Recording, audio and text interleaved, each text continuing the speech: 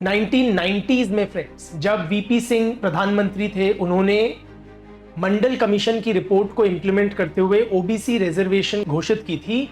तब जाके पूरे देश भर में मैसिव वाइड स्प्रेड प्रोटेस्ट हुए। आज भी जब हम यूथ से बात करते हैं, आईएएस एस्पिरेंट से बात करते हैं, आज भी क्लासरूम उतना ही डिवाइडेड हो जाता है। अगर मेरे बाप दादा ने, मेरी प्रीवियस जनरेशंस ने, पीढ़ियों ने अगर किसी के साथ गलत किया भी, उसका हर्जाना क्या आज की पीढ़ी को भरना उचित है? So why should today's generation be paying for the sins of their forefathers? हमारे संविधान का प्राविधान है, संविधान में प्रोविजन है कि इक्वालिटी का अर्थ क्या है कि हर को समान ट्रीट करेगी गवर्नमेंट। बट जब आप कास्ट के बेसिस पे किसी को प्रेफर कर रहे हो, आप दूसरे को इक्वल ट्रीटमेंट से डिप्राइव कर रहे हो। हम आज के समय में मेरिट को कैप्चर करते हैं, मेजर करते हैं इन दी टर्म्स ऑफ मार्क्स ना, कि जिस अजम्पशन ये है कि जिस बच्चे के 95 मार्क्स आए हैं और दूसरे के अगर 80 मार्क्स आए हैं तो 95 वाला ज्यादा मेरिट होगा। कास्ट बेस्ड रिजर्वेशन पॉलिसी सरकार क्यों लेके आई है? क्योंकि सरकार ये रिकॉग्नाइज कर रही है, पॉलिसी मेकर्स ये देख रहे हैं कि समाज में कास्ट बेस्ड डिस्क्रिमिनेशन है। हाय फ्रेंड्स, आज मैं एक ऐसे इशू के ऊपर आपसे डिस्कस करने जा रहा हूं जो हमारे सोसाइटी में बहुत ही डिवाइसिव मुद्दा रहा है, जिसपे पब्लिक ओपिनियन, कम्युनिटीज के बीच में बहुत मनमुटाव हुआ है, पब्लिक ओपिनियन बहुत डिवाइडेड रही है। और ये मुद्दा जितना आज से 30 साल पहले गर्म था, उतना ही आज भी गर्म रहता है। मैं बात कर रहा हूं बेसिकली कास्ट बेस्ड रिजर्वेशन की।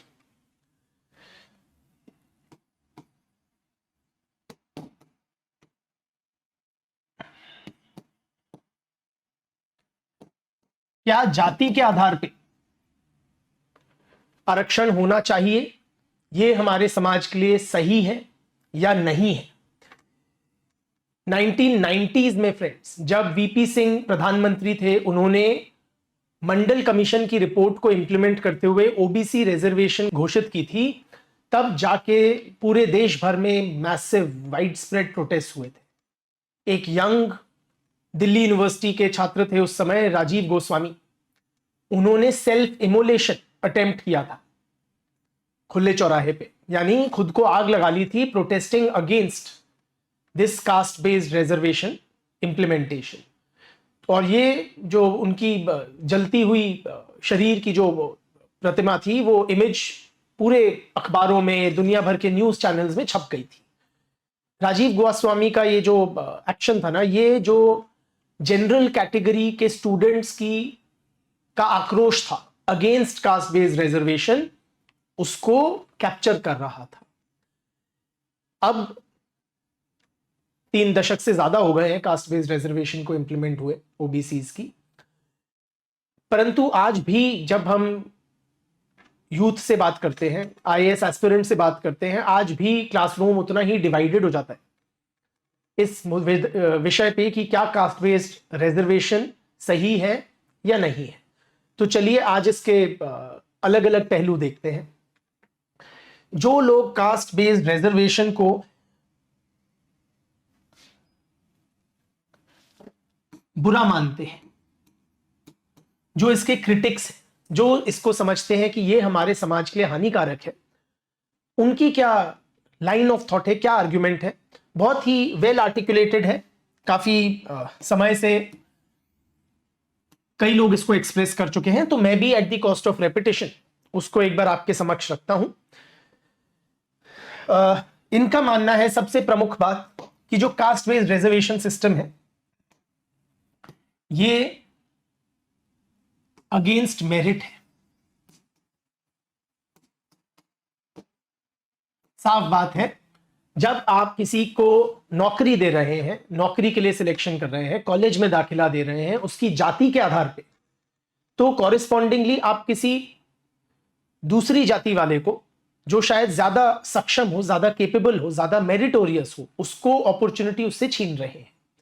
तो कास्ट बेस्ड रिजर्वेशन बेसिकली हमें और दूर ले जा रहा है एक मेरिट बेस्ड सोसाइटी से।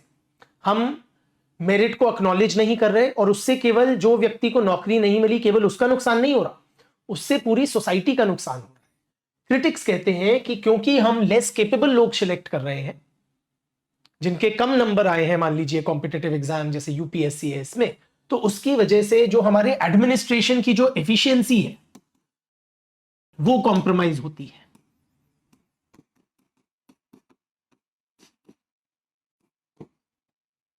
हम साफ बात है कम केपेबल, कम सक्षम, कम एफिशिएंट लोगों को मौका दे रहे हैं केवल उनके जाति के आधार पर।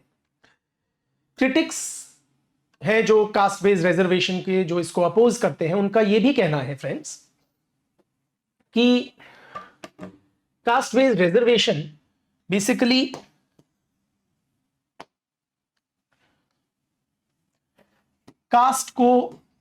कास्ट इसकी वजह से कंटिन्यू करती है। कास्ट बेस्ड रिजर्वेशन सिस्टम की वजह से परपेचुएट होती है। हो सकता है कि मॉडर्न इंडियन सोसाइटी में ये जो एक ट्रेडिशनल सोशल अरेंजमेंट है, आइडेंटिटी है, ये इसकी रेलेवेंस कम हो जाती, परंतु क्योंकि आज भी कास्ट के बेसिस पे रिजर्वेशन पॉलिसी है, तो उस वजह से लोगों के माइंड में, लोगों के जहन में कास्ट आज के दिन भी इंपॉर्टेंट रहती है। शायद अगर हम कास्ट बेस्ड रिजर्वेशन हटा दें तो क्या पता कुछ सालों में कास्ट भी जाके समाज से हट जाए। तो अगर हमें एक कास्ट फ्री सोसाइटी बनानी है, जो बाबा साहेब अंबेडकर का ड्रीम था, लोहिया का ड्रीम था, सारे हमारे फाउंडिंग फादर्स का ड्रीम था, तो ये हम कास्ट बेस्ड रिजर्वेशन की पॉलिसी होते हुए तो नहीं बना सकते। कास्ट बेस्ड रिजर्वेशन को अपोज करने वाले ये भी कहते हैं कि ये एक तरह की रिवर्स डिस्क्रिमिनेशन है।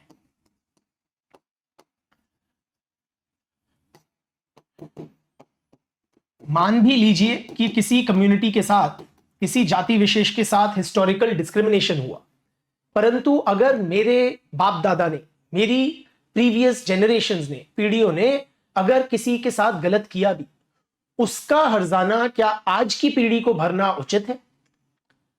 So why should the today's generation be paying for the sins of their forefathers, है ना? तो क्योंकि पहले किसी के साथ गलत हुआ, उसको एड्रेस करने के लिए आज के जमाने में किसी और के साथ गलत होना उचित है। एंड कहते हैं ना कि an eye for an eye will make the whole world blind, simply two wrongs do not make a right. ठीक है, तो हमें इक्वल अपॉर्चुनिटी सबको देनी चाहिए, रादर देन पहले जो डिस्क्रिमिनेशन होता था अब उसके विपरीत डिस्क्रिमिनेशन करके। अगर पहले लोअर कास्ट को दबाया जाता था, आज के दिन उनको cast based reservation policy favour करके अपर कास्ट को अपॉर्चुनिटी से वंचित किया जा रहा है। और इसकी वजह से ये जो रिजर्वेशन पॉलिसी है ये बहुत ही डीमोटिवेटिंग होती है। जो मेरिटोरियस केपेबल कैंडिडेट्स होते हैं जनरल कैटेगरी के, उनके लिए कास्ट बेस्ड रिजर्वेशन एक डीमोटिवेटिंग फैक्टर रहता है। क्यों? साफ बात है, सीटें घट जाती हैं, अपॉर्चुनिटीज कम होती हैं, तो उनको लगता है उनके लिए आधे दरवाजे तो वैसे ही बंद हो गए। क्रिटिक्स ये भी कहते हैं कि जो कास्ट बेस्ड रिजर्वेशन पॉलिसी है, ये बेसिकली इसका कोई ऑब्जेक्टिव साइंटिफिक क्राइटेरिया नहीं है। किस कम्युनिटी को दिया जाएगा, किस कम्युनिटी को फॉर एग्जांपल ओबीसी लिस्ट में इंक्लूड किया जाएगा और रिजर्वेशन के लिए एक्सेप्ट किया जाएगा, वो बेसिकली कोई ऑब्जेक्टिव क्राइटेरिया पे आधारित नहीं है। ये बेसिकली एक पॉलिटिकल डिसीजन है। तो ये डिसीजन पूरा पॉलिटिसाइज्ड है कि कौन सी जाति, कौन सा समुदाय रिजर्वेशन के लिए इंक्लूड किया जाएगा ओबीसी की या एससी लिस्ट में। और नेता लोग भी यही करते हैं, वो एक कैरेट की तरह रिजर्वेशन या ओबीसी स्टेटस डिफरेंट कम्युनिटीज के सामने उनको ऑफर करते रहते हैं। डिफरेंट कम्युनिटीज भी क्या करती हैं, वो यही डिमांड करते रहती हैं कि हमें रिजर्वेशन चाहिए, हमें चाहिए, इंक्लूडिंग जो हिस्टोरिकली काफी सक्षम समाज रहे हैं। फॉर एग्जांपल महाराष्ट्र में मराठा है, या गुजरात में पटीदार समाज है, या जाट समाज है ना। तो जो समृद्ध डोमिनेंट कास्ट रहे हैं, वो भी आज के दिन इस होड़ में लग गए हैं कि उनको भी ओबीसी स्टेटस मिल जाए। क्रिटिक्स ये भी कहते हैं कि ये जो रिजर्वेशन पॉलिसी है ना, ये बहुत ही आउटडेटेड डेटा के ऊपर बेस्ड है। भारत में इंडिपेंडेंट इंडिया में कभी कास्ट बेस्ड सेंसस हुआ नहीं। लास्ट कास्ट सेंसस जो हुआ था, जिसने डिफरेंट कास्ट के कितने लोग हैं ये काउंट किया था, वो हुआ था 1931 में। तब गुलामी का वो चल रहा था, हम आजाद स्वतंत्र देश नहीं थे उस टाइम, है ना। 1931 के डेटा को इस्तेमाल किया मंडल कमीशन ने जब उन्होंने रिपोर्ट बनाई, 1979-80 की बात है, इंप्लीमेंट हुई 1990 में, और आज तक हम 2026 में बैठे हैं, हम उसी पुराने डेटा के बेसिस पे हमारी रिजर्वेशन पॉलिसी चला रहे हैं। क्या डिफरेंट कम्युनिटीज का बर्थ रेट अलग नहीं हो सकता? क्या लोगों के उस टाइम के जो असेसमेंट डेटा कलेक्शन टेक्निक्स थी वो आउटडेटेड थी, वैसी सिंपल थी? तो मॉडर्न मेथोडोलॉजी से हमने अभी तक, हमें कोई आइडिया नहीं है कि ओबीसीज हैं कितने आज के समय, है ना। तो एक बड़े ही आर्बिट्ररी डेटा बेसिस है इतनी इंपॉर्टेंट पॉलिसी का, जिससे हम सर्वोच्च जो टॉप मोस्ट गवर्नमेंट जॉब्स होती हैं, आईएएस की, आईपीएस की, उसके लिए हम डिटरमिन कर रहे हैं कि किस कम्युनिटी को कितना मिलेगा। क्रिटिक्स ये भी कहते हैं कि देखिए, एक इस रिजर्वेशन पॉलिसी की दिक्कत ये है ना कि जो जेन्युइनली नीडी कम्युनिटीज हैं उनको इसके बेनिफिट्स नहीं पहुंच रहे, अर्थात benefits of reservation, they are cornered by few castes, and which castes are able to corner the benefits? Those castes which are relatively better off, जो ज्यादा समृद्ध, ज्यादा संपन्न, ज्यादा पावरफुल कम्युनिटीज हैं, वो रिजर्वेशन के बेनिफिट्स अवेल कर पा रहे। जो वाकई में नीडी है वो लोग इससे अभी भी वंचित रह जा रहे हैं, राइट। सो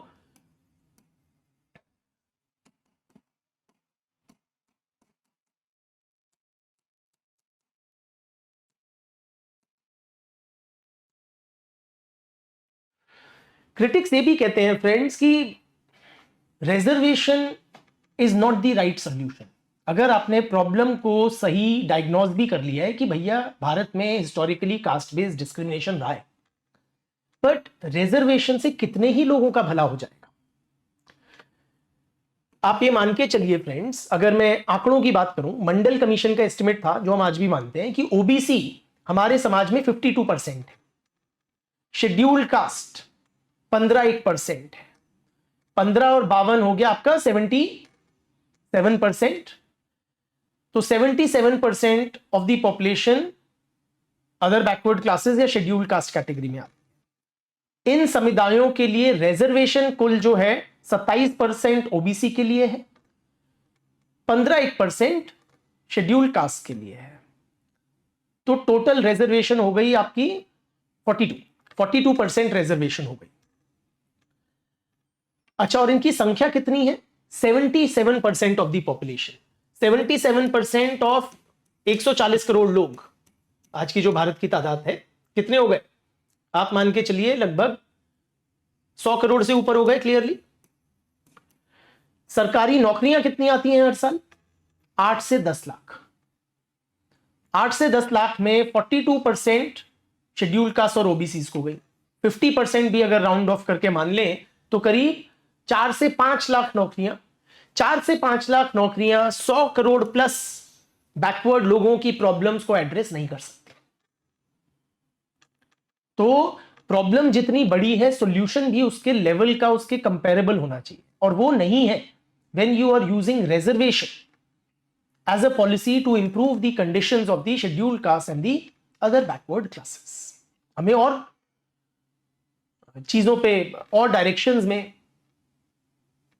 और एस्पेक्ट्स पे वर्क करना चाहिए। हमें क्वालिटी मास एजुकेशन सिस्टम बनाना चाहिए, हमें इंश्योर करना चाहिए एडिक्वेट जॉब्स क्रिएट हो रहे हैं प्राइवेट सेक्टर में, है ना। तो इस तरीके का हमें एफर्ट्स करने चाहिए। कई क्रिटिक्स तो ये तक कहते हैं कि बेसिकली जब पॉलिटिकल लीडरशिप फेल हो गई है ना अपने बेसिक कर्तव्य निभाने में, इकोनॉमिक ग्रोथ इंश्योर करने में, जॉब क्रिएशन इंश्योर करने में, पब्लिक एजुकेशन अच्छी देने में, तब जाके वो रिजर्वेशन एक इजी वे आउट यूज करते हैं basically to capture a vote bank, कि वो समुदाय विशेष, वो कम्युनिटी, वो जात बिरादरी हमारी पार्टी को वोट करे।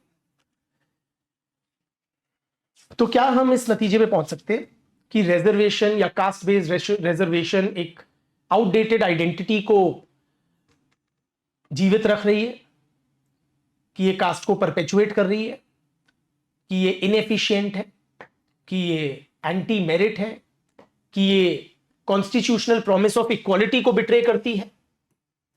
क्रिटिक्स ये भी कहते हैं ये अगेंस्ट इक्वालिटी है। क्यों? हमारे संविधान का प्राविधान है, संविधान में प्रोविजन है कि इक्वालिटी का अर्थ क्या है कि हर को समान ट्रीट करेगी गवर्नमेंट। बट जब आप कास्ट के बेसिस पे किसी को प्रेफर कर रहे हो, आप दूसरे को इक्वल ट्रीटमेंट से डिप्राइव कर रहे हो, उसको डिनाई कर रहे हो, तो ये इनइक्वालिटी, अनइक्वल ट्रीटमेंट कर रही है सरकार, जो which is against the constitutional promise of equality. परंतु क्या ऐसा मानना उचित है? आई एम अफ्रेड फ्रेंड्स, ये एक बड़ी पार्शियल पिक्चर है जो मैंने अभी तक आपसे शेयर करी है। अगर हम कास्ट बेस्ड रिजर्वेशन पॉलिसी का लॉजिक समझना चाहते हैं, हमें थोड़ा और गहराई में जाना पड़ेगा। Let us try to appreciate कि what is the rational, what is the logic of caste based reservation being granted.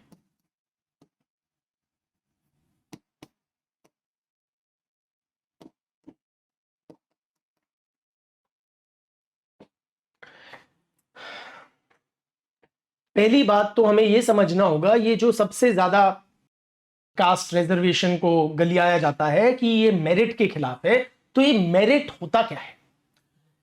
Merit जो है ना फ्रेंड्स, ये किसी स्टूडेंट का केवल उसके जो उसने मेहनत की है या जो उसका इंटेलिजेंस लेवल है, केवल उस पर निर्धारित नहीं होता। हम आज के समय में मेरिट को कैप्चर करते हैं, मेजर करते हैं इन दी टर्म्स ऑफ मार्क्स, है ना, कि जिस असम्पशन ये है कि जिस बच्चे के 95 मार्क्स आए हैं और दूसरे के अगर 80 मार्क्स आए हैं तो 95 वाला ज्यादा मेरिटोरियस है। But please appreciate, merit is also, so called merit is also shaped by the environment in which one grows up। अर्थात किसी स्टूडेंट के जो नंबर आते हैं, मान लीजिए आईएएस जैसे कॉम्पिटिटिव एग्जाम में या आईआईटी जेईई जैसे एग्जाम में, वो केवल उसकी इंटेलिजेंस और उसकी निष्ठा और हार्ड वर्क पे निर्भर नहीं करते। उसके जो मार्क्स आते हैं वो इस पे भी डिपेंड करेगा कि उसका फैमिली बैकग्राउंड क्या है। फॉर एग्जाम्पल, अगर एक स्टूडेंट है जिसके परिवार में वो फर्स्ट जनरेशन लर्नर है, जिसके घर में कोई पढ़ा लिखा नहीं, जिसके पास सुख सुविधा कंफर्ट नहीं है, जो कोचिंग अफोर्ड नहीं कर सकता,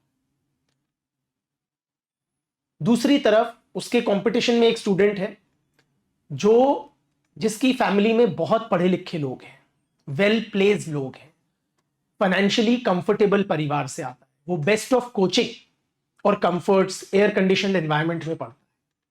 तो अगर हमारे दूसरे वाले स्टूडेंट के जो समृद्ध संपन्न परिवार से आता है, अगर उसके 90 नंबर आए और अगर दूसरे स्टूडेंट के जो एक बैकवर्ड फैमिली बैकग्राउंड से आता है उसके 85 नंबर आए, किसको आप ज्यादा मेरिटोरियस मानोगे? ये जो लड़का है जो 85 नंबर लाया, ये अपने हालातों के बावजूद 85 मार्क्स लाया, और ये उसके सामने वो है जो केवल 5 ही नंबर उससे ज्यादा लाया, despite all the facilities that were available to him. Point is friends कि हमारे जो सो कॉल्ड मेरिट है ना, वो केवल इंडिविजुअल पे निर्भर नहीं होता, परंतु वो जो जिस माहौल में इंडिविजुअल पल रहा है, पढ़ रहा है, उस पे भी बहुत डिपेंड करता है। तो ये कहना कि कास्ट बेस्ड रिजर्वेशन मेरिट के खिलाफ है, ये बिल्कुल या एज ए ब्लैंकेट स्टेटमेंट हम नहीं ऑफर कर सकते। आप ये सोचिए, जो कास्ट बेस्ड रिजर्वेशन सिस्टम है वो क्या करता है, वो हमारे जो, अगर मान लीजिए आईआईटीज में बच्चे जा रहे हैं रिजर्वेशन से या सिविल सर्विसेज के लिए सिलेक्ट हो रहे हैं रिजर्वेशन से, वो किसी भी व्यवस्था को, चाहे एजुकेशन सिस्टम हो चाहे एडमिनिस्ट्रेशन हो, इसको ज्यादा इंक्लूसिव बना देता है। इसमें ग्रेटर पार्टिसिपेशन इंश्योर करता है, इसको ज्यादा पार्टिसिपेटरी बना रहा है। तो कौन सा सिस्टम ज्यादा मेरिटोरियस है फ्रेंड्स? क्या एक ऐसी व्यवस्था ज्यादा मेरिटोरियस होगी जिसमें समाज की 50 या 70% लोगों का पार्टिसिपेशन नहीं है, या वो वाली ज्यादा मेरिट को रिकॉग्नाइज कर रही होगी जिसमें समाज के उन वर्गों का भी पार्टिसिपेशन है? है ना। इक्वालिटी की क्रिटिक्स ने बात करी कि रिजर्वेशन इक्वालिटी के खिलाफ है और हमारा कॉन्स्टिट्यूशन इक्वालिटी प्रॉमिस करता है। ये भी समझते हैं ये इक्वालिटी क्या होती है फ्रेंड्स। मैं हमेशा अपने स्टूडेंट्स को एग्जांपल देता हूं। अगर आप एक रेस कंडक्ट कर रहे हैं, सोचिए आप एक रेस कंडक्ट कर रहे हैं और एक तरफ है एक 25 साल का युवा और उसके साथ है एक 5 साल का छोटा बच्चा। आप एक लाइन खींच दें कि यहां से रेस शुरू है और यहां पे रेस खत्म है और दोनों को बोले, ये जो छोटा बच्चा है और ये जो बड़ा युवा है, कि तुम शुरू हो जाओ। Is this a fair race? Do they stand an equal chance? आप इसमें कहने को तो दोनों को इक्वल ट्रीट कर रहे हैं, पर क्या ये एक फेयर और इक्वल्स के बीच में रेस है? The answer is clearly no. इस रेस का आउटकम तय है, कौन जीतेगा? जो 25 साल का युवा है वो जीतेगा। क्यों? उसमें ज्यादा एनर्जी है, ज्यादा पावर है, उसके कदम बड़े हैं, है ना। तो 5 साल के बच्चे का कोई चांस ही नहीं होता। कहने का तात्पर्य यह है, to treat unequals equally basically perpetuates inequality. अगर एक 25 साल का व्यक्ति और 5 साल का बच्चा, एक जाहिर है शुरू में ही अनइक्वल है, तो अगर हम उन दोनों को इक्वल ट्रीट करेंगे, सेम समय देंगे, सेम डिस्टेंस कवर करने को बोलेंगे, तो जाहिर है जो ऑलरेडी ज्यादा आगे है वही जीतेगा। इस रेस को हम कैसे ज्यादा इक्वल बना सकते हैं? कैसे हम इंश्योर कर सकते हैं कि ये छोटा बच्चा और ये बड़ा आदमी, इनको इक्वल चांस हो? क्या करेंगे? साफ बात है, हम छोटे बच्चे के लिए हम उसको थोड़ा हेड स्टार्ट दे देंगे। हम छोटे बच्चे को कहेंगे कि चलो आप यहां से करो। तो अगर बड़ा व्यक्ति 1 किलोमीटर भाग रहा है, छोटे बच्चे को केवल 300 मीटर भागना है, तब जाके वो एक इक्वल चांस होगा दोनों को। तो फ्रेंड्स, अब इसी एनालॉजी को आप लगाएं कम्युनिटीज के ऊपर। जनरल कैटेगरी के जो लोग हैं, उनको ऑलरेडी समाज में एक हेड स्टार्ट मिला हुआ है, उनको ऑलरेडी एक अक्यूमुलेटेड प्रिविलेज है। उसको तो जो lower caste, scheduled caste candidates हैं, उनको इक्वल चांस देने के लिए there need to be given some preferential treatment, और यही चीज रिजर्वेशन पॉलिसी भी करती है। क्रिटिक्स ने बोला कि भैया रिजर्वेशन की वजह से कास्ट अलाइव है। हमें ये इंट्रोस्पेक्ट करना चाहिए एज अ सोसाइटी, क्या कास्ट आज के दिन रिजर्वेशन की वजह से अलाइव है? माना कि कास्ट सिस्टम हमारे समाज में एग्जिस्ट करता है आज के समय में, माना कि अनडिनाइबल है, हम डिनाई ही नहीं कर सकते, हम आंख नहीं नीच सकते कि कास्ट नहीं है, परंतु क्या वो रिजर्वेशन की वजह से? अगर मैं आपसे डेटा शेयर करूं, कुछ ही सालों पहले एक स्टडी हुई थी, इंडिया ह्यूमन डेवलपमेंट सर्वे उसको बोलते हैं, सेकंड उसका जो चरण था, उसमें यह पाया गया था, और 21st सेंचुरी आज के समय में 95% से ज्यादा शादियां आज भी विद इन वंस कास्ट हो रही, और शहरों में भी हो रही, गांव में भी हो रही। ज्यादा जो इकोनॉमिकली प्रोग्रेस कर गए हैं उन राज्यों में भी, और जो बैकवर्ड राज्य हैं उनमें, सब में। शादी में क्या सरकार ने कोई रिजर्वेशन की है? नहीं। हम लोग अपनी चॉइस से we are marrying within our own caste and community. So point friends being कि कास्ट रिजर्वेशन की वजह से नहीं है। कास्ट एक इंडिपेंडेंट सोशल रियलिटी है हमारे समाज की, जो कई अलग कारणों से, हिस्टोरिकल, कल्चरल कारणों की वजह से जीवित है। Reservation policy, caste based reservation policy caste system की वजह से है। तो जो कोई भी सरकारी policy, it has to take cognizance, it has to be mindful of the social reality. सरकार आंखें नहीं मीच सकती सामाजिक वास्तविकता से। तो जो कास्ट बेस्ड रिजर्वेशन पॉलिसी सरकार क्यों लेके आई है? क्योंकि सरकार ये रिकॉग्नाइज कर रही है, पॉलिसी मेकर्स ये देख रहे हैं कि समाज में कास्ट बेस्ड डिस्क्रिमिनेशन है ना। तो एक और चीज हम देखें, कि क्रिटिक्स बोले कि भैया ये डीमोटिवेटिंग होती है। आप ये समझे, cast based reservation policy is a huge motivating factor. ये मोटिवेट करती है किन लोगों को? उन लोगों को जिनको आज तक ये अपॉर्चुनिटी नहीं, जिन समाज के वर्गों को पार्टिसिपेशन से हिस्टोरिकली रोका गया है ना। तो और तादाद में या नंबर्स की टर्म्स में बात करें तो उनकी तादाद कहीं ज्यादा है compare to the general category. तो जब सब कम्युनिटीज को लगेगा कि हमारा भी चांस है, लोग उससे प्रोत्साहित होंगे कि वो भी ट्राई करें for premier jobs like IAS IPS, for premier colleges like IITs, है ना। तो वो एक मोटिवेटिंग फैक्टर रहता है समाज के अधिकतम ज्यादातर लोगों के लिए, रादर दैन डीमोटिवेटिंग फैक्टर। एक क्रिटिक्स ने बोला था कि कास्ट बेस्ड डिस्क्रिमिनेशन क्या करता है? हिस्टोरिकल रॉन्ग्स को ठीक करने के लिए आज की जनरेशन को पीनलाइज कर रहा है, रिवर्स डिस्क्रिमिनेशन है। यह भी किस हद तक उचित है? क्योंकि कास्ट बेस्ड रिजर्वेशन केवल हिस्टोरिकल इनजस्टिस की बात नहीं है, यह एक कंटिन्यूड डिसप्रिविलेज है जो लोअर कास्ट, शेड्यूल्ड कास्ट सह रही।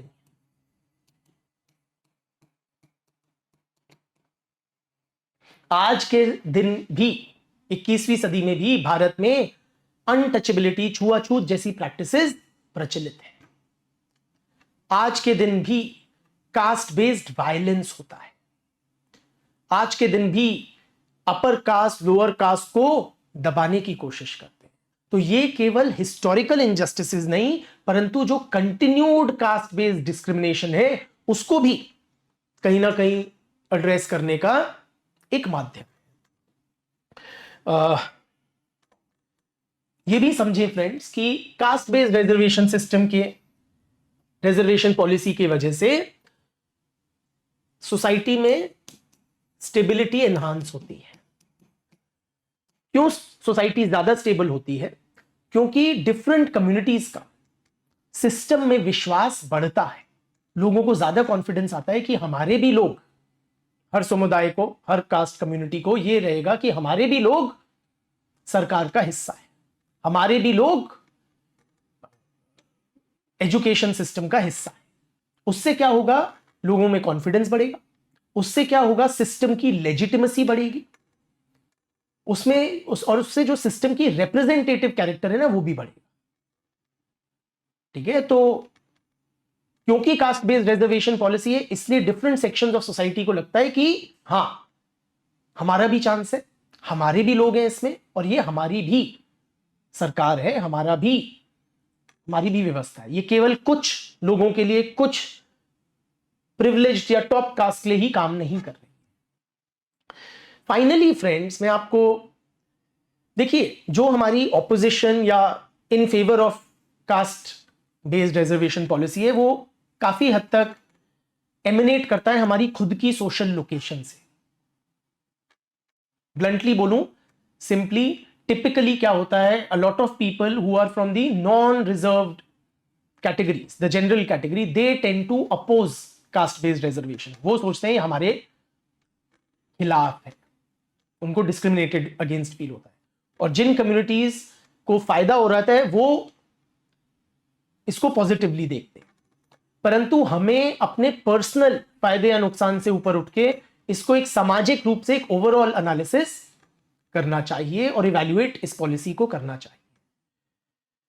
मैं आपकी सोच शायद नहीं बदल सकता, उतनी क्षमता, उतनी ताकत मुझ में नहीं है, परंतु मेरा यह प्रयास जरूर है कि मैं आपको अवेयर करा दूं कि रैशनल क्या है कास्ट बेस्ड रिजर्वेशन पॉलिसी का।